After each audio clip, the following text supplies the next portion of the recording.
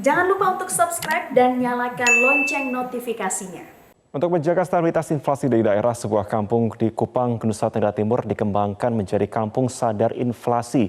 Pengembangan kampung sadar inflasi ini dilakukan dengan penguatan strategi 4K, yakni keterjangkauan harga, ketersediaan pasokan, kelancaran distribusi, dan komunikasi efektif.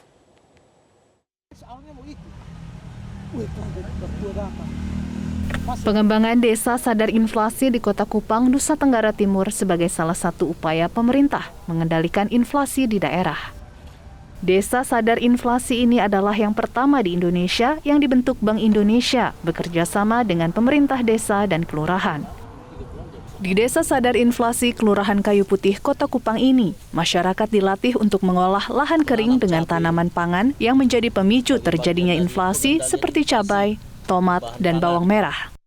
Kepala Perwakilan Bank Indonesia Provinsi NTT, Inyoman Atmaja menyebut Bank Indonesia memberikan bantuan bibit cabai sebanyak 3.000 bibit anakan cabai kepada warga di wilayah ini untuk ditanam di atas lahan warga seluas 1.500 meter.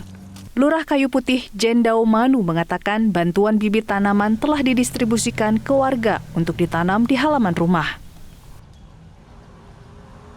Nah, dengan adanya model ini, Kampung Sadar Inflasi ini menanam sendiri di rumahnya untuk memenuhi kebutuhan sendiri, sehingga tidak perlu ada beli ke pasar, begitu.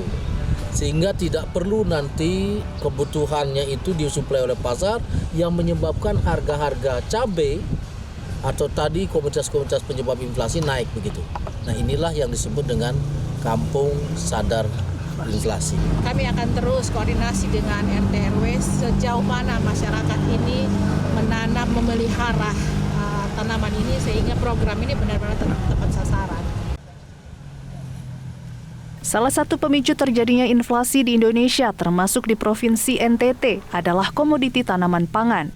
Kedepan Desa Sadar Inflasi di wilayah Nusa Tenggara Timur nantinya akan dikembangkan juga di Kabupaten Sika dan Sumba Timur. Dari Kupang, Nusa Tenggara Timur, Ferdinandus Rabu, Metro TV.